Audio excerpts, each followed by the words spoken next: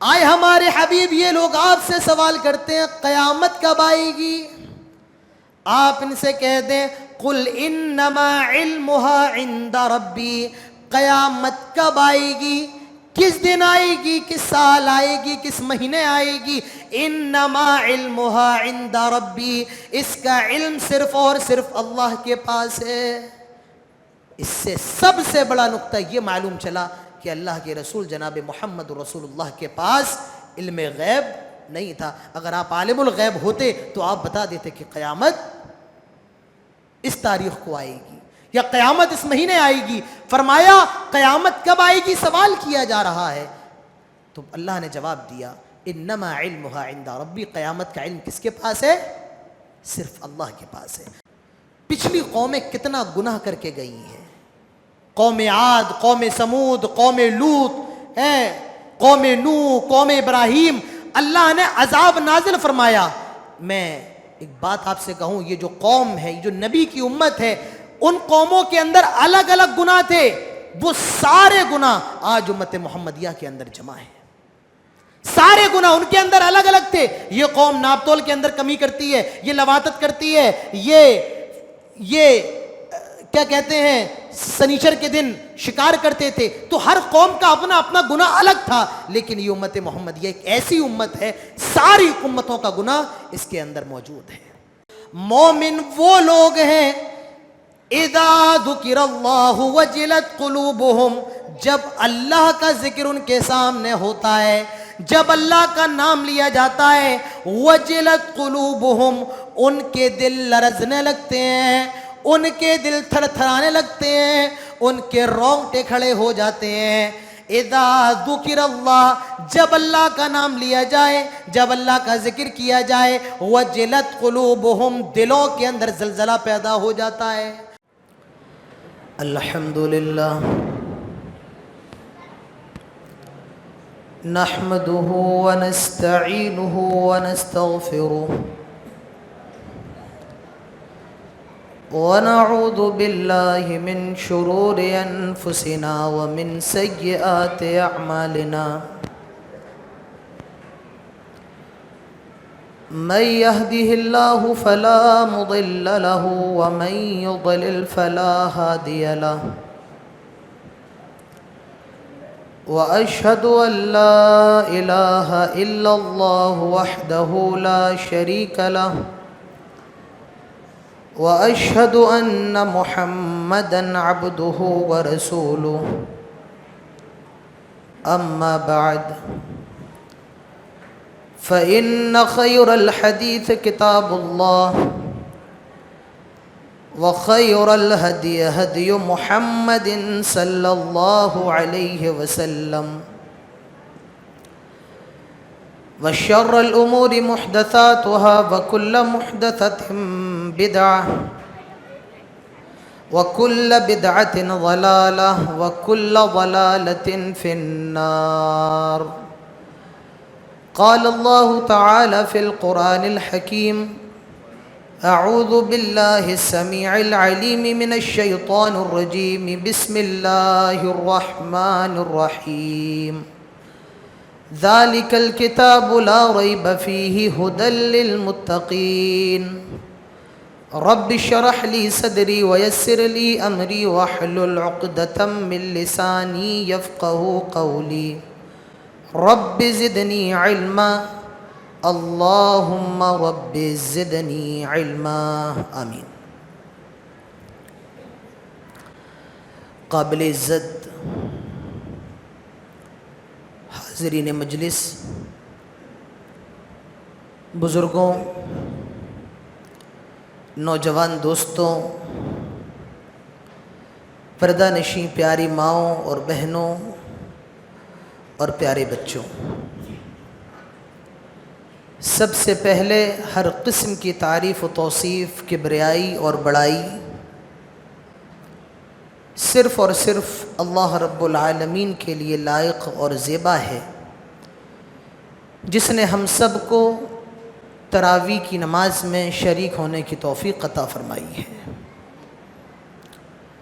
درود ہوں، سلام ہوں تمام نبیوں پر، تمام رسولوں پر، اور بالخصوص ہمارے اور آپ کے پیارے نبی، آخری نبی جناب محمد رسول اللہ صلی اللہ علیہ وسلم پر اللہم صلی وسلم وبارک علیہ۔ آج آپ کے سامنے 90 پارے کی منتخب آیات کی تفسیر پیش کی جا رہی ہے۔ اس سے پہلے اللہ تعالیٰ سے دعا ہے وہ ہم سب کو تمام باتیں سننے کے ساتھ ساتھ تمام باتوں پر عمل کرنے کی توفیق عطا فرمائے، آمین۔ کہا جا رہا ہے قال الملأ الذین استکبروا من قومہ لنخرجنک یا شعیب۔ حضرت شعیب علیہ السلام کا تذکرہ چل رہا ہے۔ حضرت شعیب یہ پیغمبر تھے، اور یہ کس قوم کی طرف بھیجے گئے تھے؟ وَإِلَى مَدْيَنَ أَخَاهُمْ شُعَيْبًا۔ یہ قوم مدین کی طرف، مدین کسی بستی کا نام ہوگا، کسی علاقے کا نام ہوگا، تو شعیب علیہ السلام کہاں بھیجے گئے؟ قوم مدین کی طرف۔ اچھا، ایک نقطہ اور ابھی یاد رکھ لو، ایسی ذہن میں آ گیا، گزشتہ جتنے بھی نبی آئے، جتنے بھی رسول آئے، وہ اپنے اپنے علاقوں کے لیے ہوتے تھے، اپنے اپنی بستیوں کے لیے ہوتے تھے، اپنے اپنے قوم کے لیے ہوتے تھے۔ تو حضرت شعیب علیہ السلام کس قوم کے لیے آئے؟ وَإِلَى مَدْيَنَ أَخَاهُمْ شُعَيْبًا، مدین کی طرف شعیب علیہ السلام کو بھیجا گیا۔ اس قوم کے اندر 2 خرابیاں تھیں۔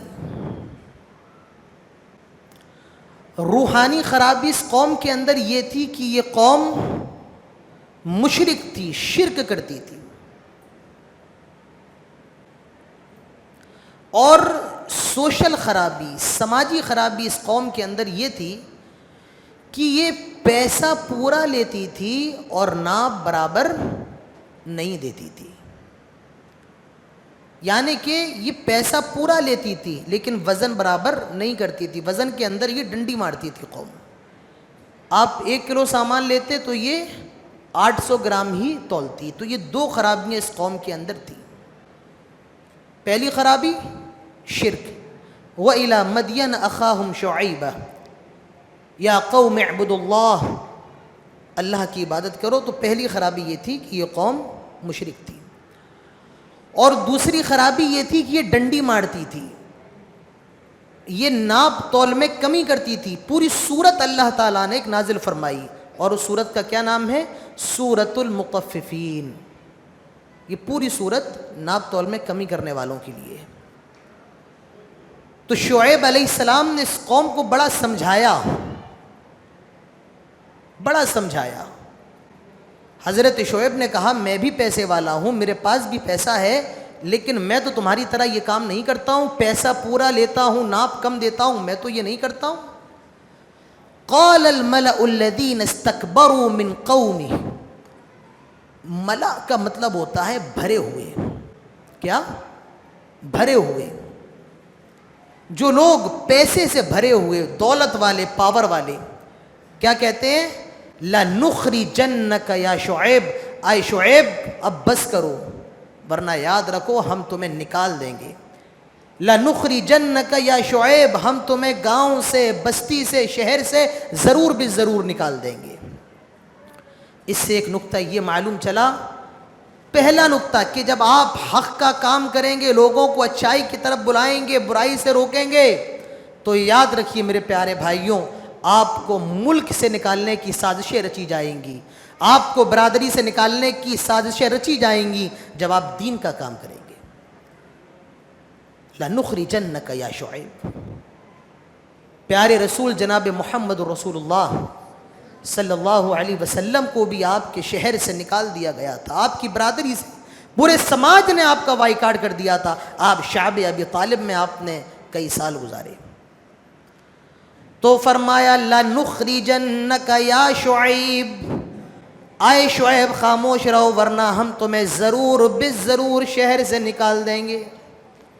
حضرت شعیب نے بہت سمجھایا، لیکن ان لوگوں نے حضرت شعیب علیہ السلام کی بات نہ مانی۔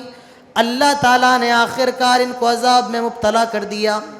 اللہ نے ان کے اوپر عذاب نازل فرما دیا، اور وہ عذاب کیسا عذاب تھا؟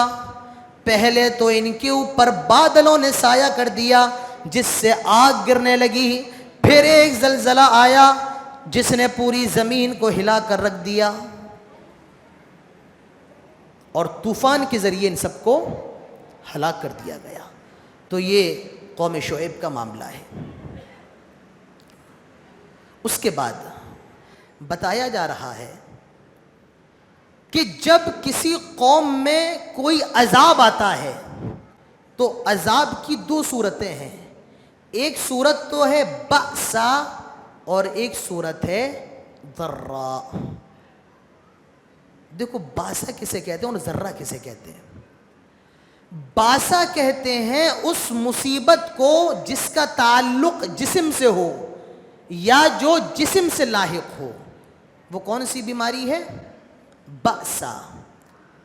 اور ضرہ کہتے ہیں اس عذاب کو جس سے انسان کا مالی نقصان ہو۔ آپ کو ایک نکتہ بتاؤں، یہ دونوں بیماریاں آپ دیکھیں جو میں نے بتائی ہیں، اور ابھی 1 سال پہلے ہم اور آپ جس بیماری کے اندر شکار تھے کرونا، اس پر نگاہ ڈالیں۔ بأسا جو بیماری جسم سے لاحق ہو، جیسے کرونا، اس کا تعلق کس سے تھا؟ جسم سے تھا۔ اب ضرہ جس کا تعلق مال سے ہو، کاروبار بند ہو جائے، کاروبار ختم ہو جائے، کام دھندہ بند ہو جائے، لاک ڈاؤن، کام بند ہوا نہیں ہوا، سب کا بزنس بند ہو گیا۔ تو اللہ جب کسی قوم پر عذاب نازل کرتا ہے تو عذاب نازل کرنے کی دو صورتیں ہوتی ہیں، یا تو ایسا عذاب ہوتا ہے جس کا تعلق جسم سے ہو، یا ایسا عذاب ہوتا ہے جس کا تعلق مال و دولت سے ہو۔ اور اس کا علاج کیا ہے؟ لعلہم یضرعون، اللہ کے سامنے گڑگڑائیں، اللہ کے سامنے روئیں۔ یاد رکھیے جب ایسا عذاب نازل ہو تو اس میں ہمیں اور آپ کو کیا کرنا ہے؟ اللہ کے سامنے رونا ہے، اللہ کے سامنے گڑگڑانا ہے۔ اس کے بعد فرمایا جا رہا ہے وَلَوْ أَنَّ أَهْلَ الْقُرَىٰ آمَنُوا وَاتَّقَوْا، جو لوگ اللہ پر ایمان لے کر کے آتے ہیں اور جو لوگ تقوی اختیار کرتے ہیں، اللہ تعالیٰ کہتا ہے ہم ان کے لیے زمین و آسمان کے برکت کے دروازے کھول دیتے ہیں۔ تو برکت نازل کیسے ہوگی؟ کاروبار کے اندر برکت کیسے ہو؟ مال کے اندر برکت کیسے ہو؟ فرمایا جا رہا ہے ایمان لے کر کے آؤ اور اللہ تعالیٰ سے ڈرو۔ اگر یہ دونوں چیزیں تمہارے اندر ہیں تو اللہ تعالیٰ آسمان و زمین کے دروازے کھول کر کے آپ پر برکت نازل فرمائے گا۔ دیکھیے ایک چیز ہے مال اور ایک چیز ہے برکت، یہ دونوں الگ الگ ہیں۔ مال کا زیادہ ہونا یہ الگ چیز ہے، اور مال کے اندر برکت ہونا یہ الگ چیز ہے۔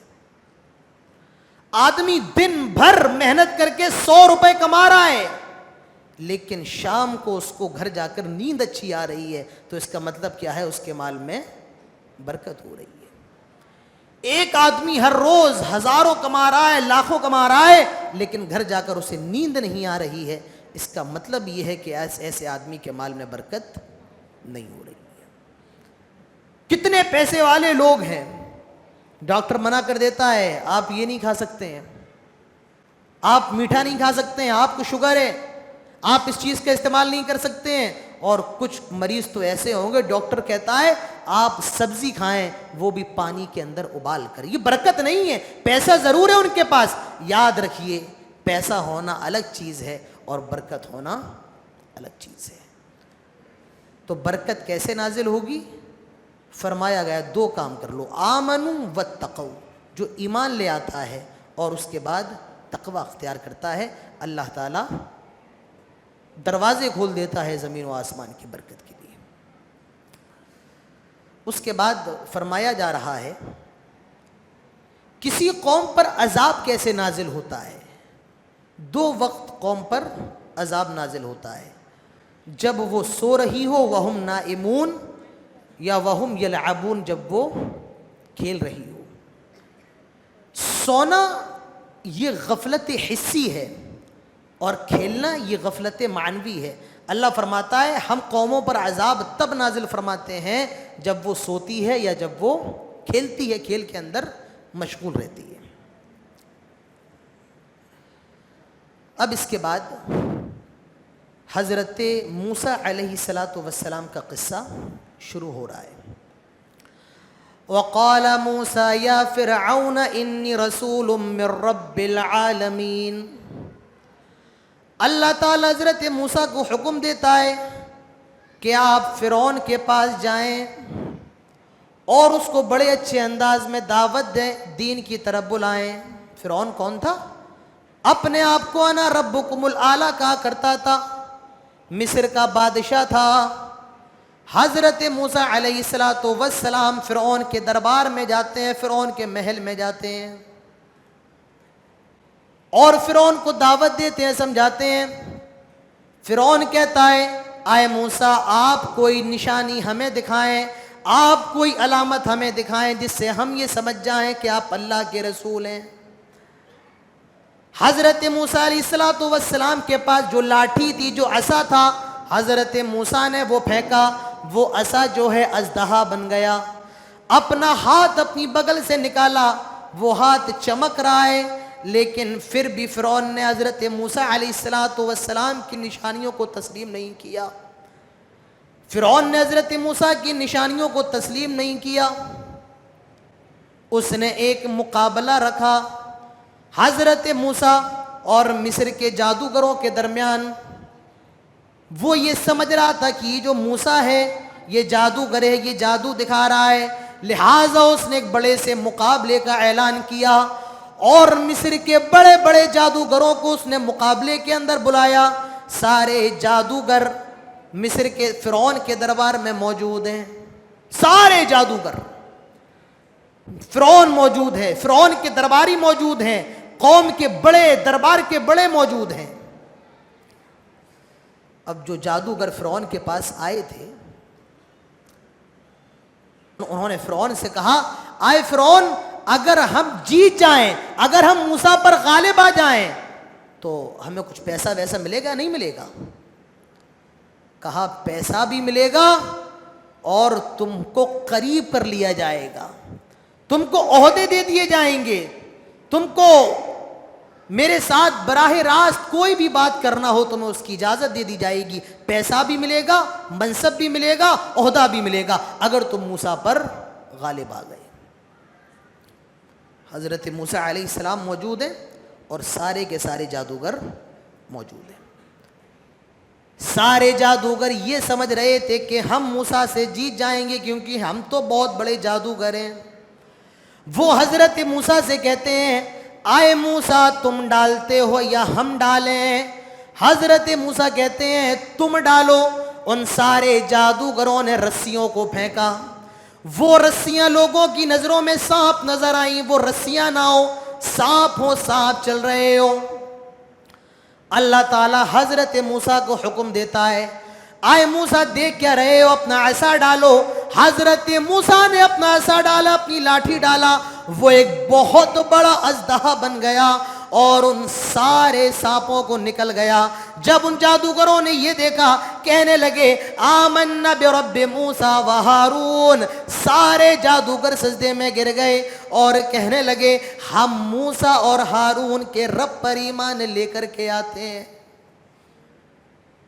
بھئی وہ تو جادوگر تھے، وہ سمجھ گئے تھے ہم نے جو کیا ہے وہ جادو ہے، لیکن جو موسیٰ نے کیا ہے وہ جادو نہیں، یہ واقعی اللہ کے رسول ہیں.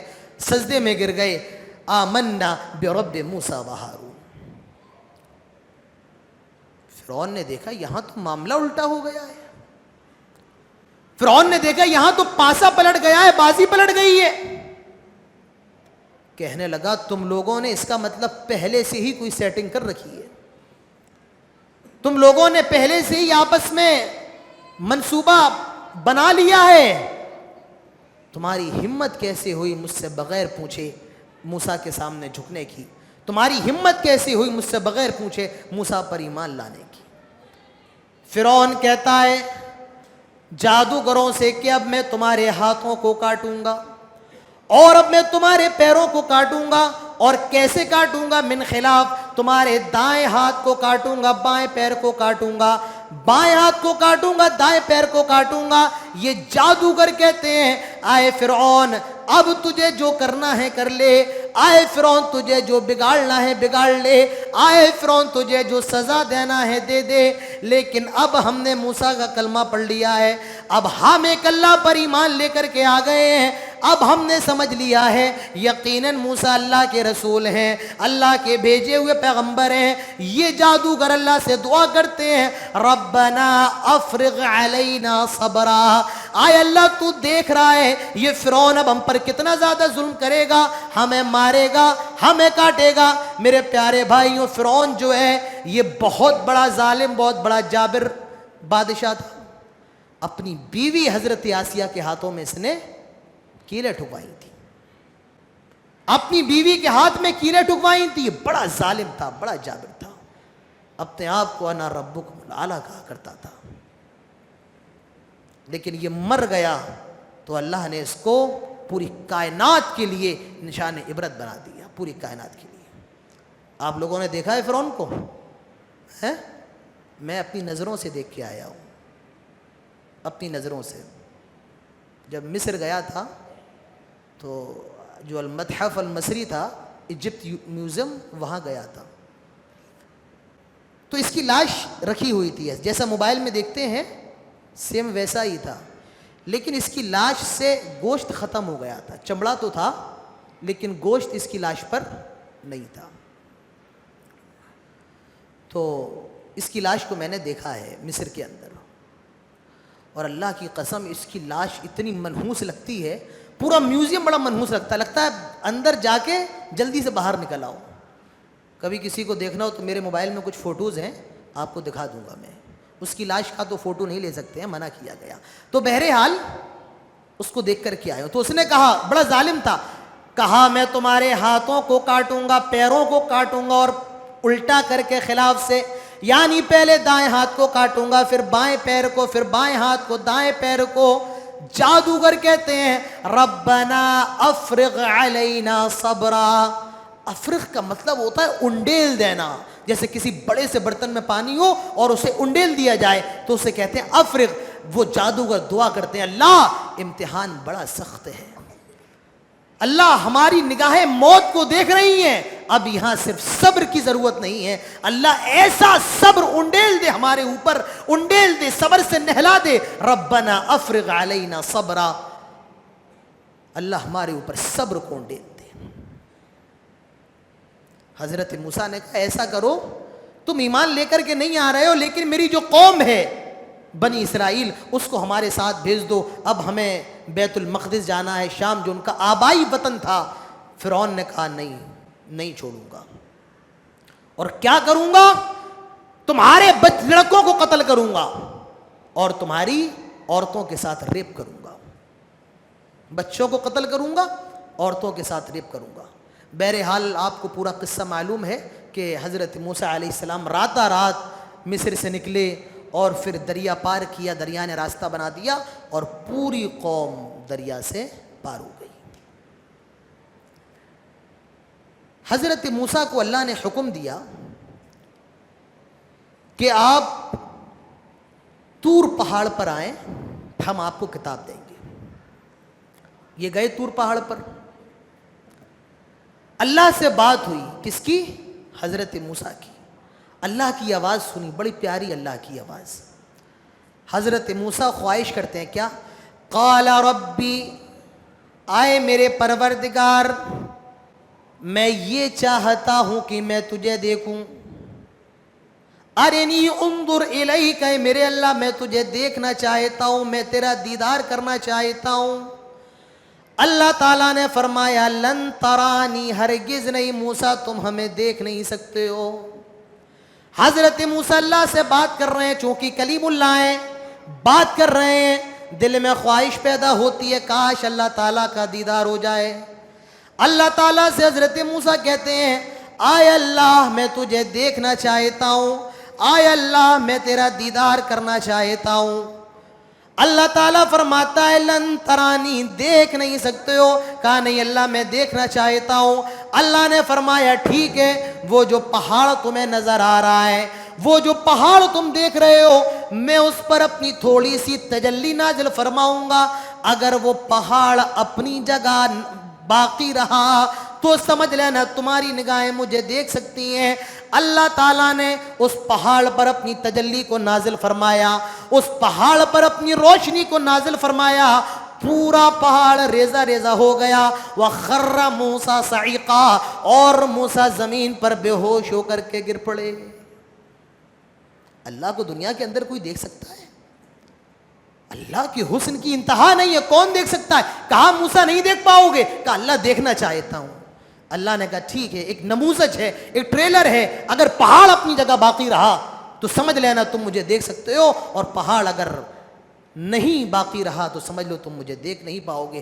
تھوڑی سی تجلی اللہ نے نازل فرمائی, پہاڑ بھی ریزہ ریزہ, پہاڑ پورا چور چور ہو گیا. وَخَرَّ مُوسَىٰ صَعِقًا, اور حضرت موسیٰ علیہ السلام بے ہوش ہو کر کے گر گئے. تو معلوم یہ چلا کہ اللہ تعالیٰ کو کوئی دیکھ نہیں سکتا ہے. دنیا کی نگاہ اللہ کو دیکھ ہی نہیں سکتی ہے. اللہ کے رسول جناب محمد رسول اللہ صلی اللہ علیہ وسلم جب معراج پہ گئے, اللہ سے بات چیت تو ہوئی, لیکن اللہ کے نبی نے وہاں بھی اللہ تعالیٰ کو دیکھا نہیں تھا. حضرت عائشہ کی حدیث ہے کہ اللہ کے نبی نے معراج کی رات اللہ تعالیٰ کو دیکھا نہیں تھا. اور دنیا کے اندر کوئی نگاہ ایسی ہے ہی نہیں جو اللہ تعالیٰ کو دیکھ سکے. اللہ کا دیدار کب ہوگا؟ جنت میں. کب ہوگا؟ جنتیوں سے کہے گا اور کچھ چاہتے ہو؟ اور کچھ چاہتے ہو؟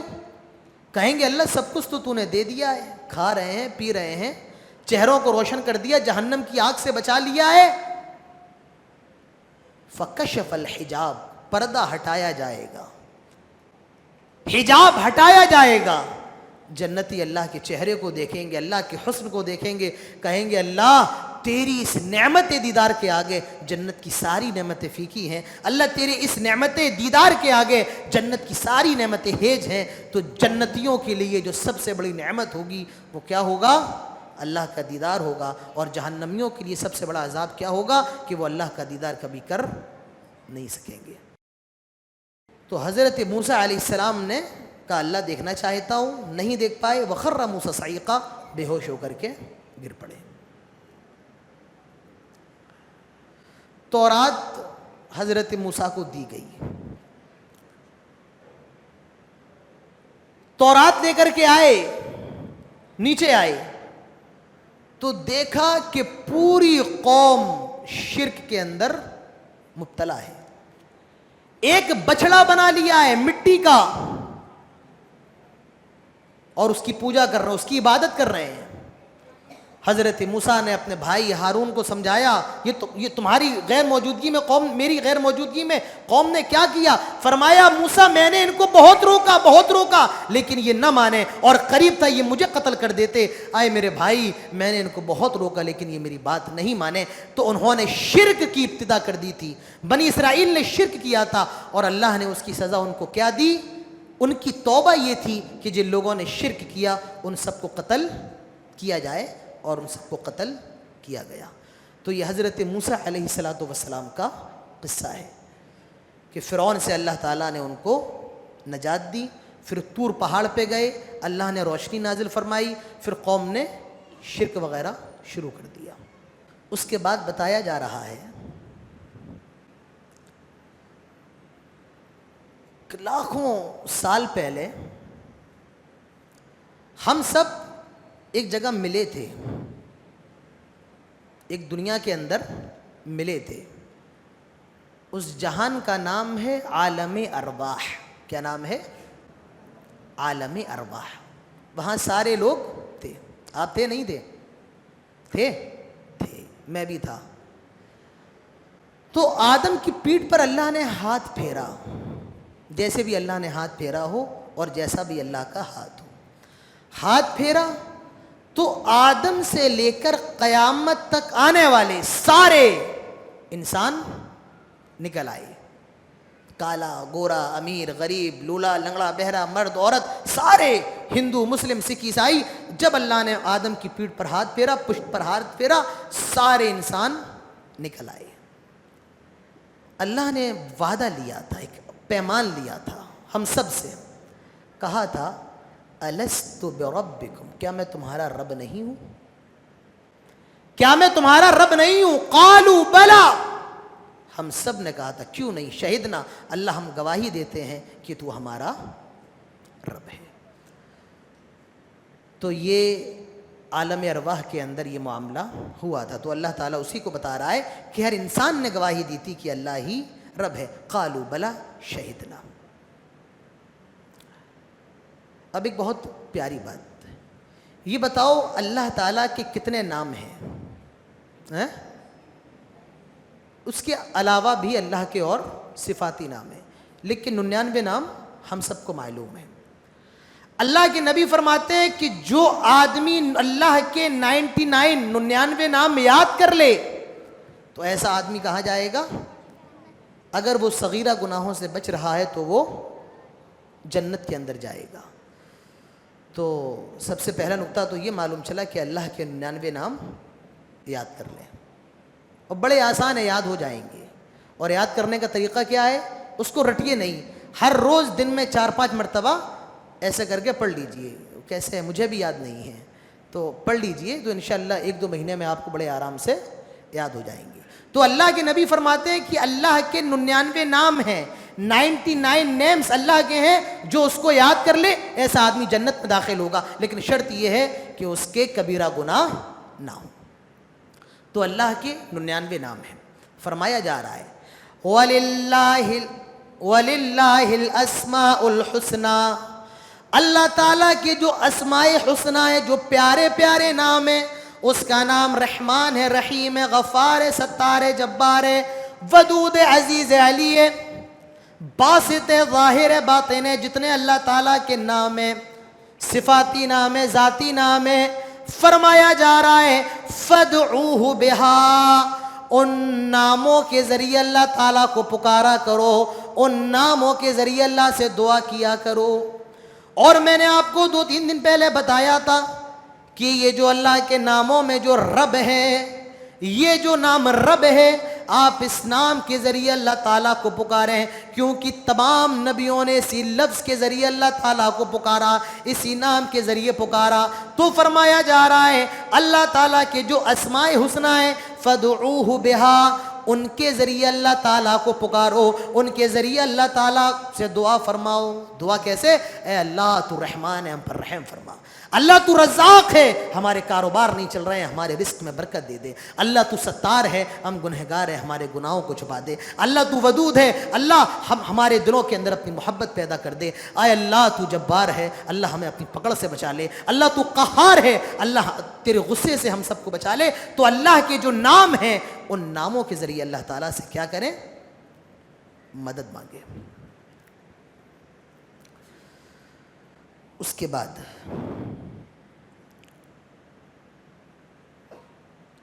جن 6 چیزوں کے اوپر ایمان لانا ضروری ہے, اس میں سے ایک ہے آخرت کے دن پر ایمان لے کر کے آنا. کس پر ایمان لے کر کے آنا؟ آخرت پر. وہ 6 چیزیں کتنی ہیں؟ اللہ پر, رسولوں پر, فرشتوں پر, کتابوں پر, قیامت کے دن پر, اور تقدیر کے اچھے برے پر. کفار مکہ اللہ کے نبی سے سوال کرتے تھے, کیا یہ بتائیں آپ قیامت کے بارے میں کہتے رہتے ہیں, قیامت کب آئے گی, قیامت کب آئے گی؟ اللہ تعالیٰ جواب دیتا ہے یسألونک عن الساعۃ ایان مرساہا. آئے ہمارے حبیب, یہ لوگ آپ سے سوال کرتے ہیں قیامت کب آئے گی. آپ ان سے کہہ دیں قل انما علمها عند ربی, قیامت کب آئے گی, کس دن آئے گی, کس سال آئے گی, کس مہینے آئے گی.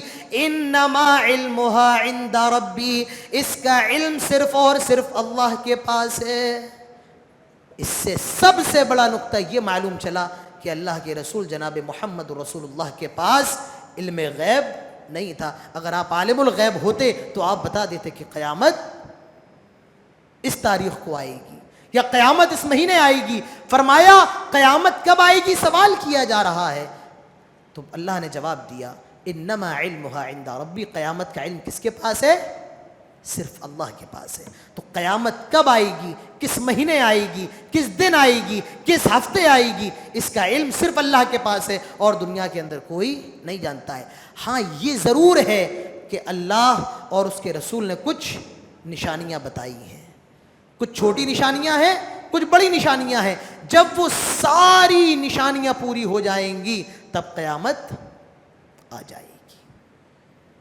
قیامت کب آئے گی, جب یہ ساری نشانیاں, جیسے چھوٹی نشانیوں میں کیا ہے, ناچ گانے زیادہ ہو جائیں گے, جو علماء ربانیین ہیں ان کی موتیں ہوں گی, لوگ موسیقی کی طرف زیادہ جائیں گے, عورتیں ایسے کپڑے پہنے ہوں گی جو بظاہر کپڑے پہنے ہوں گی لیکن برہنہ ہوں گی. بڑی نشانیوں میں کیا ہے, حضرت امام مہدی کا آنا, پھر حضرت عیسیٰ کا آنا, دجال کا آنا, یاجوج ماجوج کا آنا, اسی طریقے سے دابۃ الارض کا نکلنا اور خانہ کعبہ کا توڑ دیا جانا. جب خانہ کعبہ ٹوٹ جائے گا تو یہ نشانی ہے, پھر قیامت آ جائے گی. تو ایکچوئل ڈیٹ کیا ہے, ایکچوئل مہینہ کیا ہے, ایکچوئل دن کیا ہے, اس کا علم کس کے پاس ہے, صرف اللہ کے پاس ہے. لیکن جو نشانیاں بتائی گئی ہیں, جب وہ نشانیاں پوری ہو جائیں تو قیامت آ جائے گی. اس کے بعد بستی والوں کا ذکر ہو رہا ہے.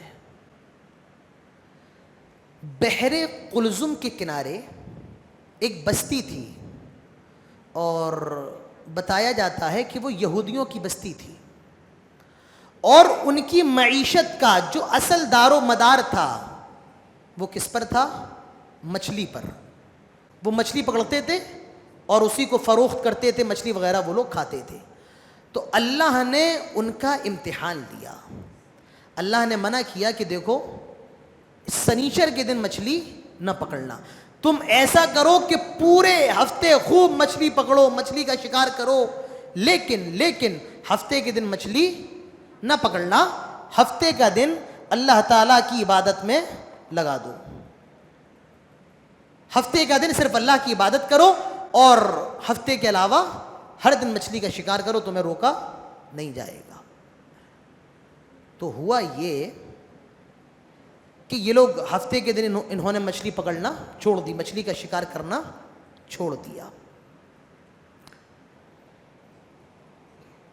ہفتے کے علاوہ یہ لوگ مچھلی کا شکار کر رہے ہیں, لیکن اللہ نے مچھلیوں, اللہ کی قدرت ایسی, اللہ نے ایسا کام کیا کہ ہفتے کے دن جس دن شکار کرنا منع تھا اس دن خوب مچھلیاں پانی کے اوپر سمندر کے کنارے, قرآن کہتا اچھل رہی ہیں, ایسے ایسے اچھل رہی ہیں.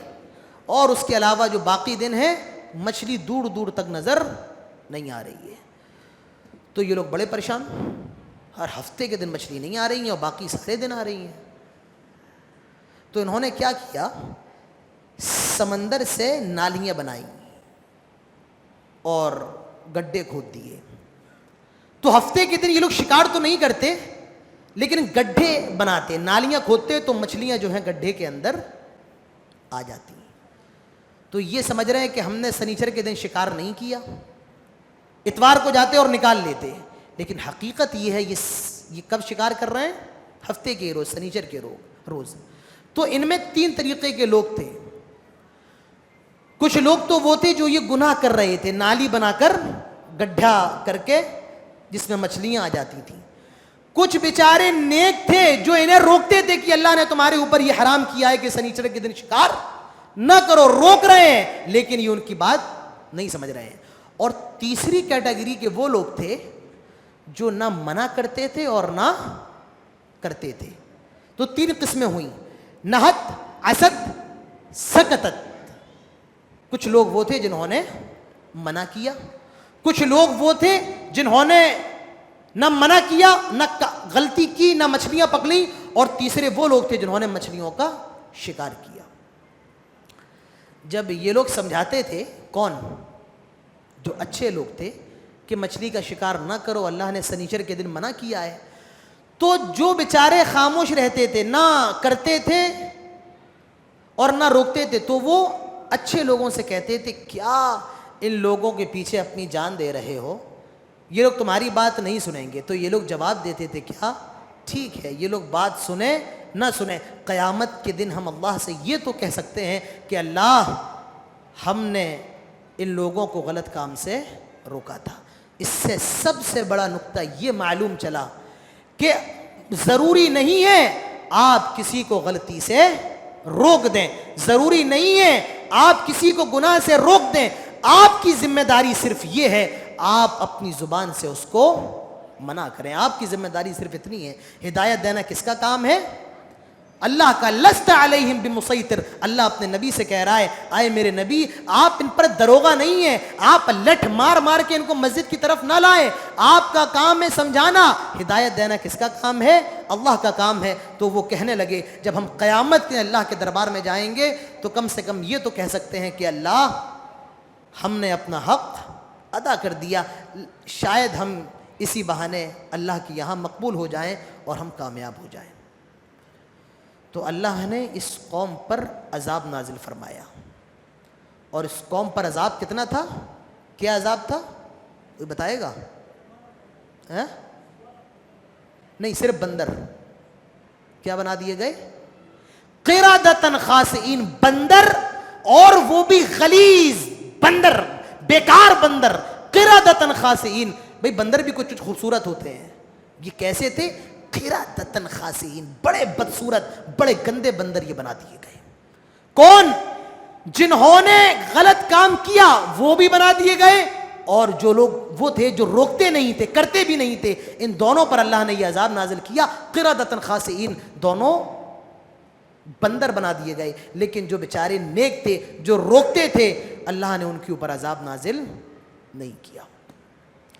صبح ہوئی، یہ اچھے لوگ اپنے گھروں سے نکلے، آج کوئی نظر نہیں آ رہا ہے، کوئی سمندر کے کنارے نہیں ہے، کوئی جال نہیں ہے، کوئی کانٹا نہیں ہے، معاملہ کیا ہے؟ سارے گھروں کے دروازے بند، معاملہ کیا ہے؟ جب ان اچھے لوگوں نے دروازے کھولے تو دیکھا جتنے مرد عورت سب کے سب بندر بنے ہوئے ہیں، قردۃ خاسئین۔ اللہ نے عذاب ان پر یہ نازل فرمایا کہ ان سارے لوگوں کو کیا کیا؟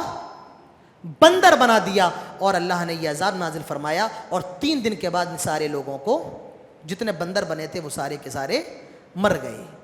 جتنے تھے جن کو بندر بنایا گیا تھا 3 دن کے بعد وہ مر گئے۔ تو اس سے یہ بھی معلوم چلا کہ آدمی پہلے بندر نہیں تھا، جو بندر بنے تھے وہ سارے کے سارے اللہ نے مار دیے تھے۔ تو بتایا جا رہا ہے اللہ نے عذاب دیا۔ 3 طریقے کے لوگ تھے، جنہوں نے نہیں کیا، جنہوں نے کیا، اور تیسرے غلط کرنے والوں کو نہ روکا۔ اللہ نے 2 کے اوپر عذاب نازل کیا، اور ایک کو اللہ نے عذاب سے بچا لیا۔ اس سے ایک بہت پیارا نقطہ یہ معلوم ہوتا ہے کہ جب کبھی مصیبت آئے، جب کبھی اللہ کا عذاب آئے، تو یاد رکھیے جو لوگ اچھے ہوتے ہیں، جو دیندار ہوتے ہیں، جو امر بالمعروف نہی عن المنکر کا کام کرتے ہیں، اللہ تعالیٰ ان کو عذاب سے محفوظ کر لیتا ہے۔ اور یاد رکھیے ایک اہم بات میں آپ کو بتاؤں، کسی قوم کے اندر نبی کی موجودگی میں کبھی عذاب نہیں آتا ہے، نبی کی موجودگی میں نہیں۔ جس قوم پر عذاب آیا اللہ نے نبی کو پہلے ہی اس بستی سے نکال دی۔ حضرت لوط سے کہا تھا صبح نکل جانا اور پیچھے مڑ کر کے نہ دیکھنا۔ تو ہر بستی پر عذاب کب آتا ہے؟ جب نبی نکل جائے، جب نبی اس بستی کے اندر موجود ہوتا ہے تو عذاب نازل نہیں ہوتا ہے۔ اور ایک نقطہ میں آپ کو بتاؤں، پچھلی قومیں کتنا گناہ کر کے گئی ہیں، قوم عاد، قوم سمود، قوم لوط، قوم نوح، قوم ابراہیم، اللہ نے عذاب نازل فرمایا۔ میں ایک بات آپ سے کہوں، یہ جو قوم ہے، یہ جو نبی کی امت ہے، ان قوموں کے اندر الگ الگ گناہ تھے، وہ سارے گناہ آج امت محمدیہ کے اندر جمع ہیں. سارے گناہ ان کے اندر الگ الگ تھے. یہ قوم ناپ تول کے اندر کمی کرتی ہے, یہ لواطت کرتی ہے, یہ کیا کہتے ہیں سنیچر کے دن شکار کرتے تھے. تو ہر قوم کا اپنا اپنا گناہ الگ تھا. لیکن یہ امت محمدیہ ایک ایسی امت ہے, ساری امتوں کا گناہ اس کے اندر موجود ہے. شرک بھی ہو رہا ہے, ناپ تول کے اندر کمی بھی ہو رہی ہے, اللہ کی نافرمانی بھی ہو رہی ہے, لواطت بھی ہو رہا ہے, زنا بھی ہو رہا ہے. جانتے ہو عذاب کیوں نازل نہیں ہوتا ہے؟ پتہ ہے عذاب کیوں نازل نہیں ہوتا ہے؟ یہ میرے نبی کی دعا تھی. اللہ نے کہا تھا نبی ہم آپ کی امت کو ایسا عذاب نہیں دیں گے کہ جیسا ہم نے پچھلی امتوں کو دیا, یعنی آپ کی پوری امت کو ہم عذاب کے اندر تباہ و برباد نہیں کریں گے. یہ اللہ کے رسول کی دعا ہے. ورنہ میرے پیارے بھائیوں ہمارے اور آپ کے اعمال اتنے اچھے نہیں ہیں. یاد رکھیے ہمارے اور آپ کے اعمال اتنے اچھے نہیں ہیں. اس کے بعد فرمایا گیا وَإِذَا قُرِئَ الْقُرْآنَ فَاسْتَمِعُوا لَهُ وَأَنصِتُوا لَعَلَّكُمْ تُرْحَمُونَ. آئے لوگوں جب قرآن پڑھا جائے تو سنو, وَأَنصِتُوا خاموش رہو, لَعَلَّكُمْ تُرْحَمُونَ تاکہ تم پر رحم کیا جائے. تو اس سے دو چیزیں معلوم چلی. قرآن کا ادب کیا ہے؟ جب پڑھا جائے تو سب سے پہلا کام کیا کرنا ہے؟ سننا ہے اور خاموش رہنا ہے. اور اگر یہ دو کام کر لیے تو کیا ہوگا؟ لعلکم ترحمون, اللہ تعالیٰ کیا کرے گا؟ رحم نازل فرمائے گا. ایک مفسر بڑی اچھی بات کہتا ہے, جب کوئی آدمی قرآن سنتا ہے اللہ تعالیٰ اس پر رحم نازل فرماتا ہے, اور کوئی شخص قرآن پر غور کرے اور اس پر عمل کر لے تو اللہ کے یہاں اس کا مقام کتنا بڑا ہوگا. سمجھ رہے ہیں؟ جو قرآن سنے اللہ اس پر رحم فرما رہا ہے, جو قرآن کو سمجھے, قرآن پر تدبر کرے اور قرآن پر عمل کر لے تو اللہ تعالیٰ کتنی رحمت اس پر نازل فرمائے گا. تو میرے پیارے بھائیوں قرآن یہ صرف سننے کی اور پڑھنے کی کتاب نہیں ہے, یہ تدبر کی کتاب ہے. تو یہ قرآن کو سننے کا طریقہ ہے, جب کہیں قرآن پڑھا جائے تو اس کو سنیے اور خاموش رہیے, اللہ تعالیٰ آپ پر رحم نازل فرمائے گا. تو میرے پیارے بھائیوں یہ 8ویں پارے کا مختصر خلاصہ تھا. ایک آیت اور لے لیں انشاءاللہ پھر بات ختم کرتے ہیں. بتایا جا رہا ہے کہ مومن کون ہے. آپ لوگ مومن ہیں یا نہیں ہیں؟ اس کا جواب اس آیت میں آپ تلاش کیجئے گا اور اپنے دل سے فیصلہ کیجئے گا کہ آپ مومن ہیں یا نہیں ہیں. فرمایا جا رہا ہے انما المؤمنون اذا ذکر اللہ وجلت قلوبہم وَإِذَا تُلِيَتْ عَلَيْهِمْ زَادَتْهُمْ إِيمَانًا وَعَلَىٰ رَبِّهِمْ يَتَوَكَّلُونَ. مومن وہ لوگ ہیں اِذَا ذُكِرَ اللَّهُ وَجِلَتْ قُلُوبُهُمْ, جب اللہ کا ذکر ان کے سامنے ہوتا ہے, جب اللہ کا نام لیا جاتا ہے, وَجِلَتْ قُلُوبُهُمْ ان کے دل لرزنے لگتے ہیں, ان کے دل تھر تھرانے لگتے ہیں, ان کے رونگٹے کھڑے ہو جاتے ہیں. اذا ذکر اللہ, جب اللہ کا نام لیا جائے, جب اللہ کا ذکر کیا جائے, وجلت قلوبہم دلوں کے اندر زلزلہ پیدا ہو جاتا ہے. مومنوں کی پہلی صفت کیا ہے؟ جب اللہ کا ذکر کیا جائے تو دل کانپ جائیں. اب اس کا فیصلہ آپ کو کرنا ہے, آپ کے دل کانپتے ہیں یا نہیں کانپتے ہیں, اور کانپتے ہیں تو آپ کے اندر ایمان زندہ ہے. اللہ کا نام لینے کے بعد, اللہ کی جنت جہنم کو بتانے کے بعد بھی اگر کسی کے دلوں پر اثر نہیں ہوتا ہے تو یاد رکھیے وہ اپنی ایمان کی خیر منائے. پہلی صفت اللہ کا ذکر ہوتا ہے تو دل لرز جاتے ہیں.